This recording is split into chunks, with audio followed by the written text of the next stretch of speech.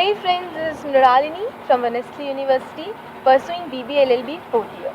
And today I'll be telling you some tips and tricks that will for sure help you while you prepare for your moot. So I'll be starting with some authorities like statute, cases, reports, arguments against you, textbooks and articles. So coming to the first, that is statute. You must refer to the statutory provisions accurately. Sections are divided in subsections and further divided into paragraphs and subparagraphs. Schedules are divided into paragraphs and subparagraphs.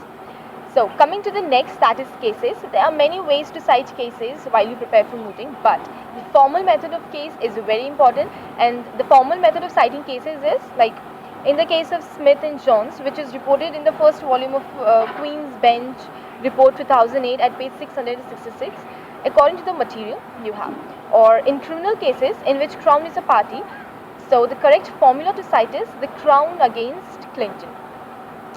See, but many judges do not object to a briefer, more informal style, especially if the case has already been previously mentioned, like 2008 1 Queen's Bench Reports page 166, or in the case of Clinton. So here are some tips that you should mug up. First is, you should not abbreviate Queen's Bench to QB. It's look very, very informal. If the judge has a copy of the report, direct him or her clearly to any passage you wish to quote. Like the judgment of Lord Wolf at page 150 by the letter F, where his lordship held. Everything should be in a manner so that it becomes easy for a judge to get up the text what you are referring. Another is, watch the movement of the judge. Allow him or her time to find the passage before you begin reading.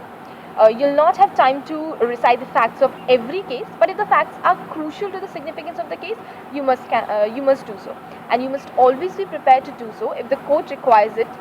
And if in doubt, you may ask, yes, like I cite this case simply for the principle of the law stated by the court, but if the lordship wishes to be mentioned of the facts, then you can continue with your facts. So coming to the third argument, that is reports.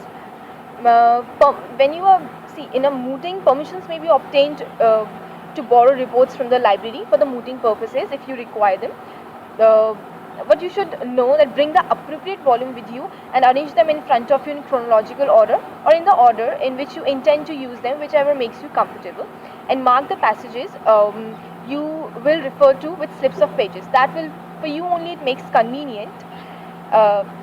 Again, see, if you are having reports, read the reports not from the notes or from the case books. If possible, it would be advisable to have the clerk hand the volume of the judge open at the appropriate page before you begin referring to the passages. What in authorities against you?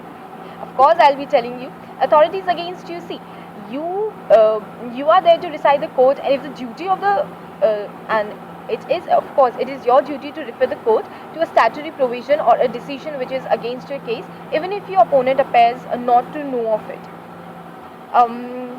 Stepping to the next, that is textbook and articles. Yes, as writers of textbooks and articles are not strictly speaking what they have given or mentioned in books, authorities, unless they are dead and were rather eminent when alive. Example, you can take of Professor J.C. Smith.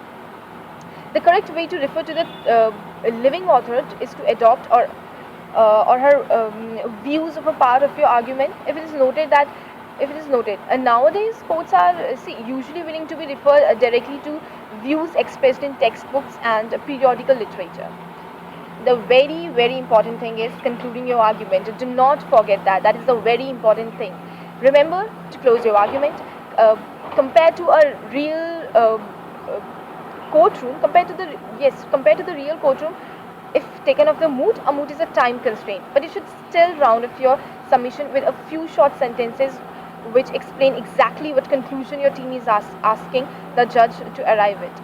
So you might begin your conclusion with something asking to, like, in conclusion of my lords, and then you can